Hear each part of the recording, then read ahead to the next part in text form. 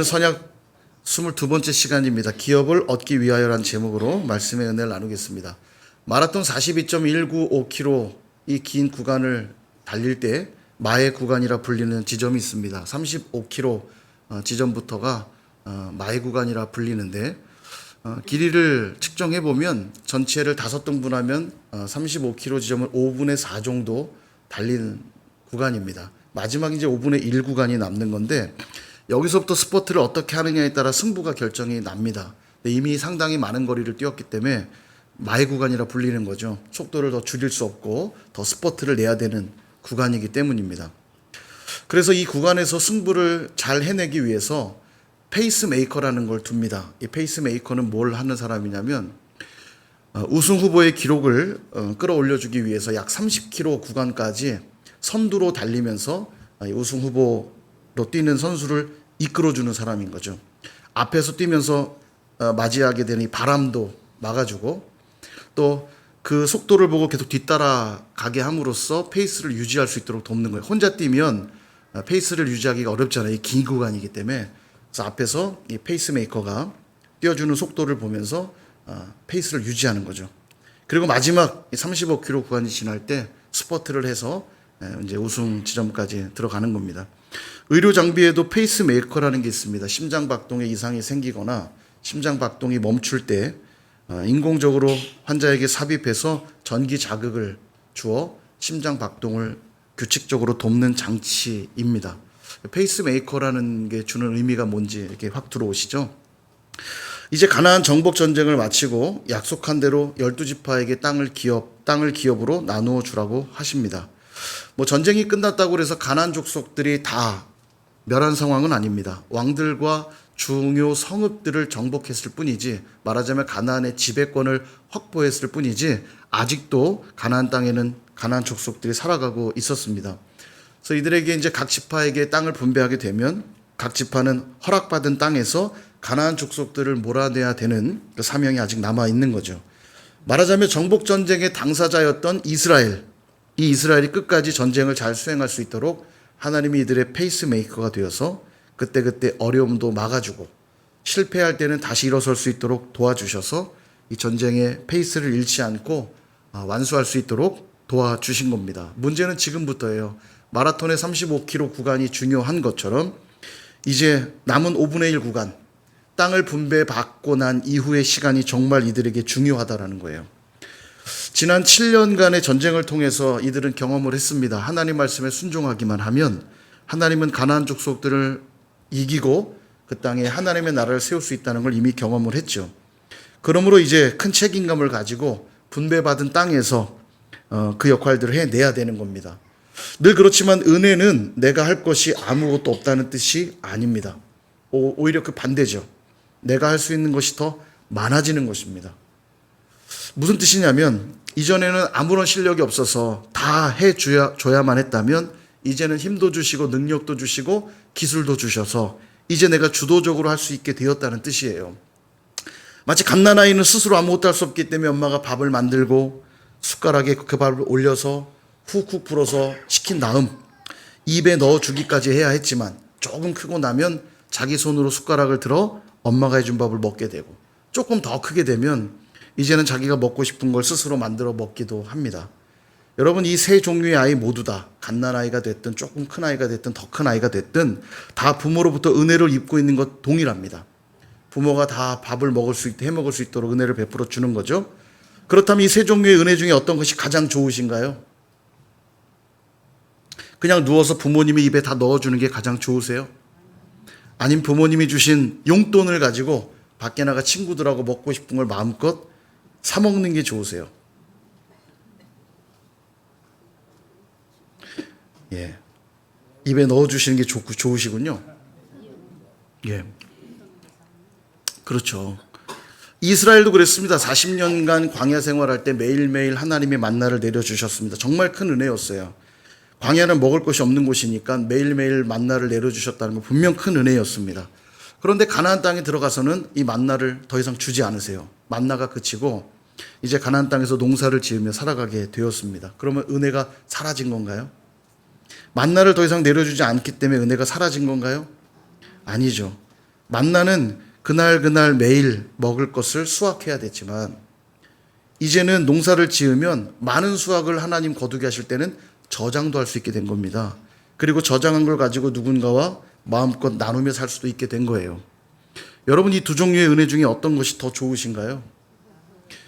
매일 아무것도 안 하고 그냥 만나나 내려줘서 그냥 만나나 받아 먹으면 좋으신가요?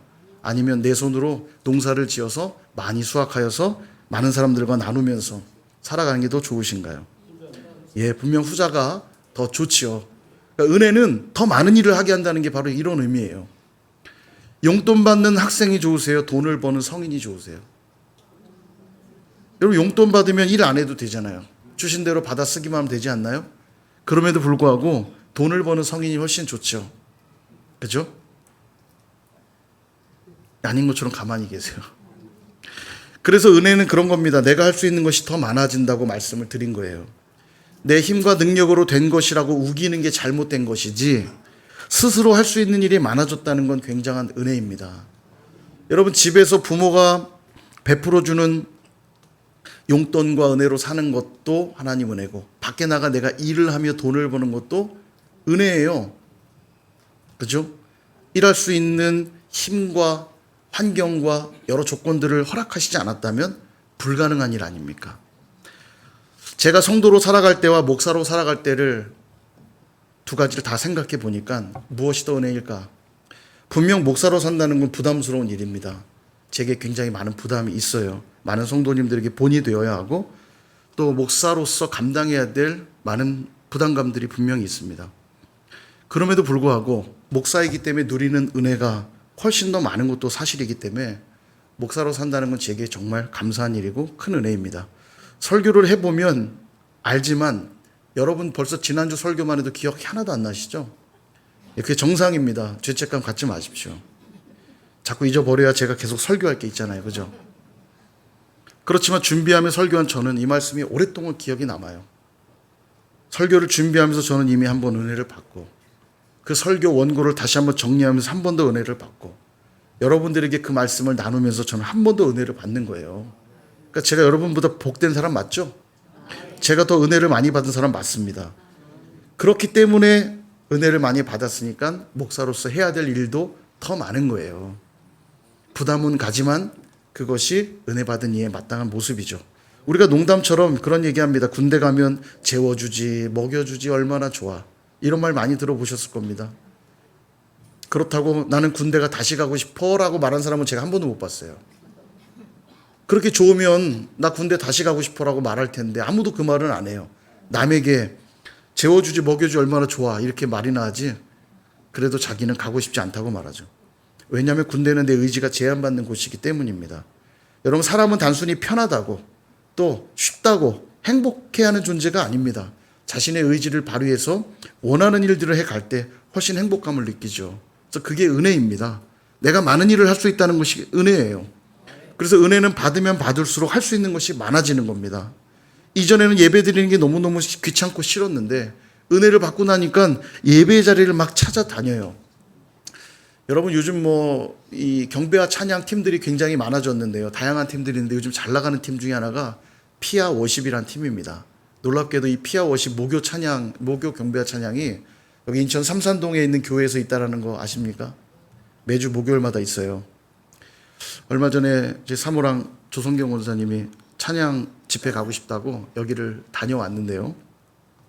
가니까 방학 시즌이잖아요. 그러니까 학생들이 굉장히 많이 왔고 심지어는 지방에서도 엄청 왔다는 거예요. 버스를 대절해서 광주, 부산 버스를 대절해서 올라와가지고 예배를 드리고 또 해외에 있다가 잠시 한국에 들어왔던 유학생들 이런 친구들도 굉장히 많이 왔다는 거예요. 그래서 이렇게 오늘 오신 분들 환영한다고 손 들어보라 해서 광주에서 오신 분, 부산에서 오신 분, 미국에서 오신 분, 막 전 세계에서 모인 거예요.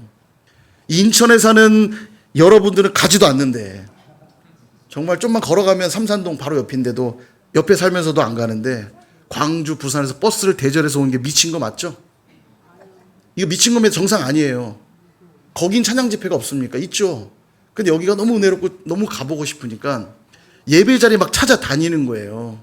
여러분, 이게 은혜 받은 사람의 모습입니다. 바로 옆에 있어도 안 가는데 저 멀리서도 버스 대절해서 오는 거예요. 이게 은혜를 받은 자들의 모습이에요.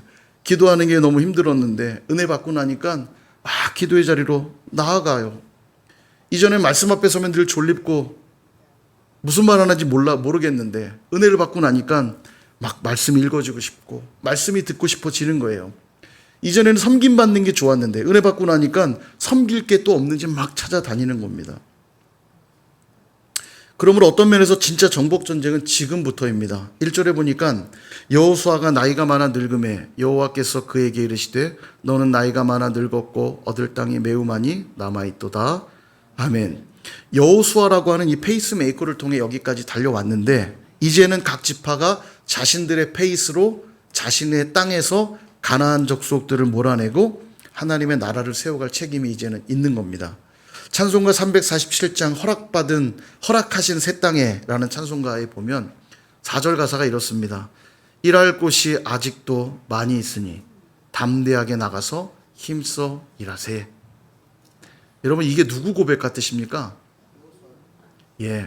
후렴 가사 이래요. 여호수아 본받아 앞으로 가세. 자, 다시 한번 불러드릴게요. 일할 곳이 아직도 많이 있으니 담대하게 나가서 힘써 일하세. 누구의 고백일 것 같으세요? 여호수아의 고백보다는 지파들의 고백이에요. 여호수아가 앞장서서 정복전쟁을 승리로 이끄는 것처럼 우리도 여호수아를 본받아 일할 곳이 아직도 많이 남아있으니 오늘도 우리에게 땅을 분배해 주시고 그 땅에 하나님의 나라로 세워가야 될 이 일들이 많이 있으니 담대하게 나가서 우리 힘써 일합시다. 말하자면 그 일들을 통해 받은 은혜를 증명하는 시간이 그들 앞에 놓인 겁니다. 우리가 얼마나 은혜 받은 사람인지를 증명할 시간이 남은 거예요. 정복할 땅들을 쭉 2절부터 6절까지 소개를 하는데 남서쪽에 위치한 블레셋 지역과 지중해 연안을 따라 올라가는 서쪽 지역, 그 다음에 북쪽 지역, 그 다음에 요단 동편까지 쭉 지역들을 소개합니다. 굳이 볼 필요는 없고요. 근데 이 땅을 정복하는 일을 너희들끼리 그럼 한번 해봐라 그 얘기는 아닙니다. 하나님이 여전히 도와주신대요. 6절을 보니까 레바논에서부터 미스르본 마임까지 산지의 모든 주민 곧 모든 시돈 사람의 땅이라 내가 그들을 이스라엘 자손 앞에서 쫓아내리니. 여기 내가 쫓아내겠다고 말씀하시죠. 여기 내가가 누굽니까? 하나님이죠. 하나님이 쫓아내 주시겠다는 거예요. 그러므로 지금까지 그래 왔듯 너희가 내 명령에 순종하기만 하면 내가 이스라엘 족속 너희들 앞에 가나안 족속들을 쫓아낼 것이다. 이 말입니다. 뒤집어 말하면 너희가 만약 적극적으로 순종하지 않는다면 정복은 완성될 수 없을 것이다. 그 말이기도 한 거예요. 안타깝게도 이후의 기록들을 보면 이스라엘 백성들은 가나안 족속들을 쫓아내지를 못합니다. 아니 못한 게 아니라 안 해요. 여호수아 13장 13절에 보니까 그술 족속과 마아가 족속은 이스라엘 자손이 쫓아내지 아니하였으므로 이스라엘 자손이 쫓아내지 못했으므로가 아니라 이스라엘 자손이 쫓아내지 아니하였으므로 그술과 마아갓이 이스라엘 가운데 거주했대요. 일부러 그들을 뒀다는 얘기입니다. 그들을 내쫓지 않고 뒀다는 거예요.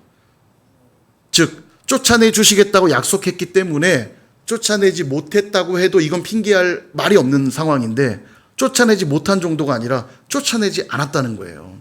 결국 의지의 문제인 거죠.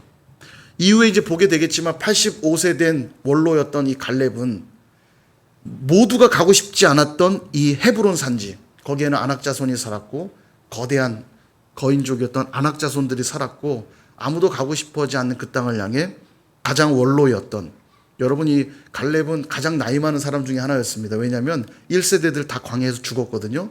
1세대 중엔 여호수아랑 갈렙만 들어갔어요.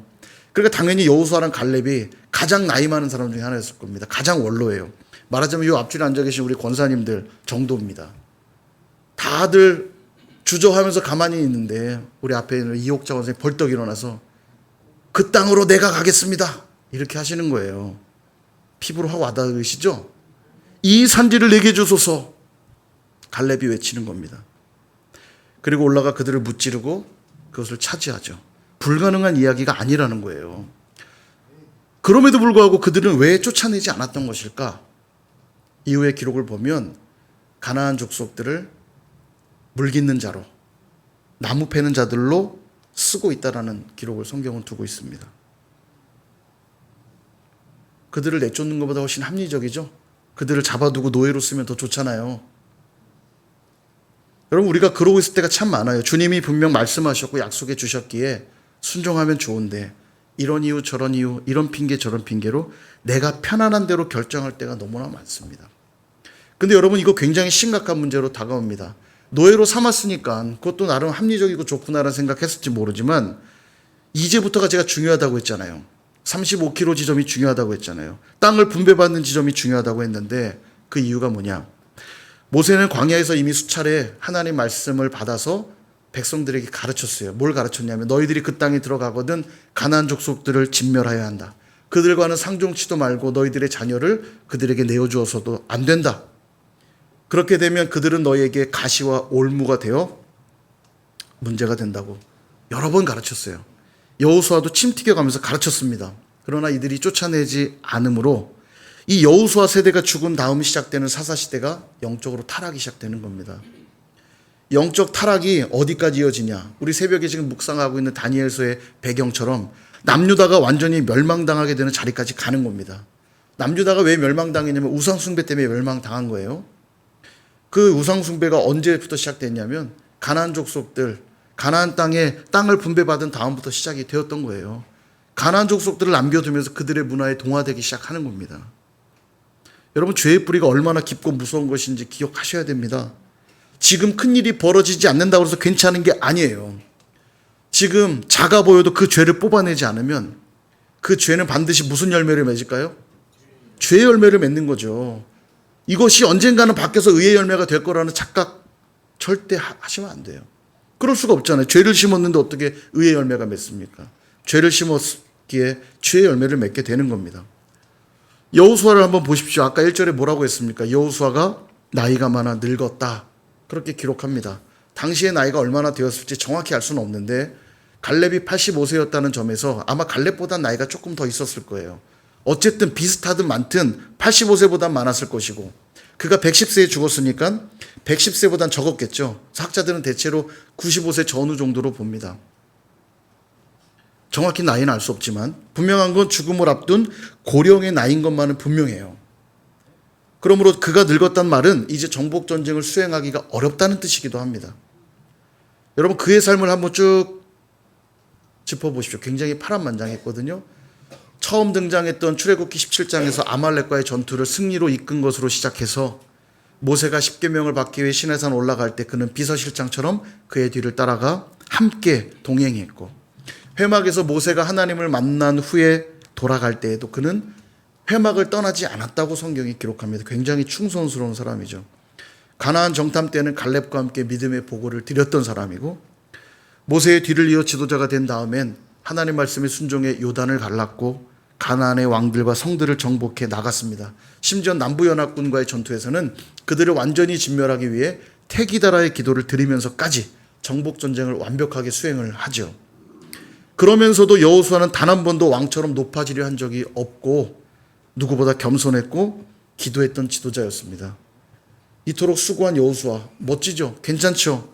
이렇게 수고했으니 이제 나이가 들었으니 좀 쉬면서 대우 좀 받아도 되잖아요.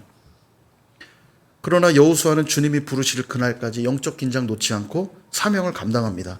그의 고별사를 보면 그는 이렇게 고백합니다. 여호수아 24장 15절. 만일 여호와를 섬기는 것이 너에게 좋지 않게 보이거든 너희 조상들이 강 저쪽에서 섬기던 신들이든지 또는 너희가 거주하는 땅에 있는 아모리 족속의 신들이든지 너희가 섬길 자를 오늘 택하라. 오늘 나와 내 집은 여호와를 섬기겠노라 하니. 아멘. 여러분, 각 지파들이 하나님의 말씀보다 자기의 편의를 따라 가나안 족속들을 나무 패는 자로 물 깃는 자로 사용하고 있을 때 여호수아는 주님 부르실 그날까지 끝까지 하나님의 나라를 세우기 위해 충성하며 순종했던 모습을 보여주고 있어요. 나와 내 집은 여호와만 섬길 것이다. 너희들도 빨리 결단해라.